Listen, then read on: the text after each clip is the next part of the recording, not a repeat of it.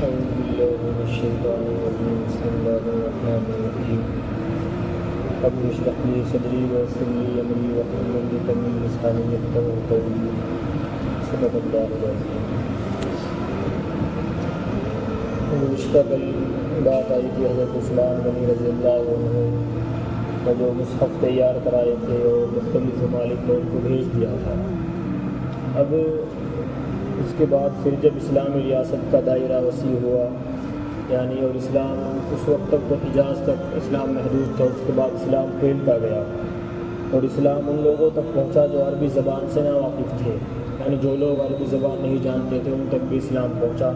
تو انہیں قرآن پڑھنے میں دشواری کا سامنا کرنا پڑا، انہیں قرآن پڑھنے میں مشکلات کا سامنا کرنا پڑا۔ اس کی وجہ یہ تھی کہ اس وقت قرآن میں نہ تو نقطے لگائے گئے تھے اور نہ ہی حرکات کی ضرورت محسوس ہوئی تھی، یعنی اس وقت تک قرآن کریم میں آج ہمارے پاس قرآن مجید میں نقطے بھی لگے ہوئے ہیں اور اعراب بھی لگے ہوئے ہیں کہ زبر ہے، زیر ہے، پیش ہے، مد ہے، تو اس وقت یہ تمام کی تمام چیزیں قرآن میں نہیں لگی ہوئی تھی، تو وہ لوگ جو عربی زبان نہیں جانتے تھے ان کے لیے قرآن کو پڑھنا، قرآن کی تلاوت کرنا دشوار تھی اور نہ ہی حرکات کی ضرورت محسوس ہوئی تھی۔ چنانچہ بعد کے ادوار میں جیسے جیسے ضرورت محسوس کی گئی تلاوت قرآن کریم میں آسانی پیدا کرنے کے لیے مختلف اقدامات کیے گئے، یعنی جیسے جیسے ضرورت پڑتی گئی تو اس اعتبار سے قرآن کریم میں اعراب بھی لگائے گئے، نقطے بھی لگائے گئے، جن کے نتیجے میں ہر وہ شخص جو عربی زبان سے ناواقف بھی کیوں نہ ہو اس قابل ہو گیا کہ قرآن کو آسانی سے پڑھ سکے۔ تسہیل تلاوت کے لیے مختلف اقدامات کیے ہیں، جن میں سے ایک یہ ہے کہ قرآن مجید پر نقطے، یعنی قرآن کریم کو پڑھنا ہر اس شخص کے لیے آسان ہو جائے جو عربی زبان نہ جانتا ہو، تو اس کے لیے مختلف اقدامات، مختلف کام کیے گئے۔ ان میں سے ایک کام یہ کیا گیا کہ قرآن کریم پر نقطے لگائے گئے۔ شروع میں اہل عرب میں نقطے لگانے کا رواج نہیں تھا، وہ بغیر نقطوں کے لکھنے اور پڑھنے کے عادی تھے، چنانچہ مصاحف عثمانی بھی نقطوں سے خالی تھے، یعنی حضرت عثمان غنی رضی اللہ عنہ نے جو قرآن لکھوایا تھا اور جو ملک شام بھیجا، اردن بھیجا، عراق بھیجا، وہ اس کے اندر بھی نقطے نہیں لگے ہوئے تھے، کیونکہ اہل عرب جو تھے وہ بغیر ان کی زبان ہی عربی تھی تو ان کے لیے قرآن پڑھنا آسان تھا اسی حالت میں۔ ایک بڑا سبب یہ بھی تھا کہ اس طرح اس میں تمام متواتر قرأتیں سما سکیں، لیکن جب اسلام غیر عربوں تک پہنچا تو یہ بغیر نقطوں کے قرآن پڑھنے میں مشکل پیش آنے لگی، لہٰذا ان کی آسانی کے لیے قرآن پر نقطے لگائے گئے۔ قرآن پر نقطے لگانے کا یہ کام عبد الملک بن مروان، یہ بادشاہ گزرا ہے، عبد الملک بن مروان کے دور حکومت میں انجام پایا، یعنی ان کی جب سلطنت تھی، ان کی جب حکومت تھی تو اس وقت قرآن کریم پر نقطے لگانے کا کام کیا گیا،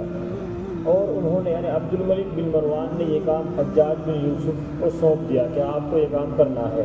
تو حجاج بن یوسف نے اسے نصر بن عاصم لیثی اور یحییٰ بن یعمر عدوانی کے ذریعے پائے تکمیل کو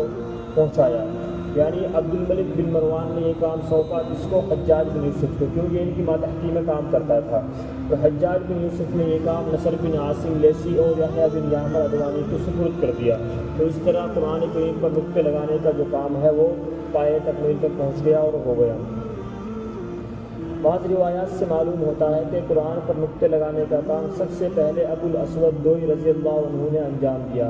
اور یہ کہ عبد الملک بن مروان سے پہلے ابن سیرین کے پاس بھی ایک نقطہ والا قرآن موجود تھا، اسے بعض روایات سے ایسا بھی معلوم ہوتا ہے۔ یہ تو تھا نقطے لگانے کا مسئلہ۔ اب اعراب کی بات آتی ہے، یعنی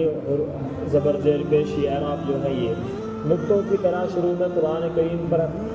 کریم پر حرکات زبر زیر پیش بھی نہیں تھے، کیونکہ عربوں میں اس کا رواج نہ تھا اور وہ بغیر حرکات کے لکھنے پڑھنے کے عادی تھے، لیکن جب غیر عرب لوگ قرآن پڑھنے میں غلطیاں کرنے لگے تو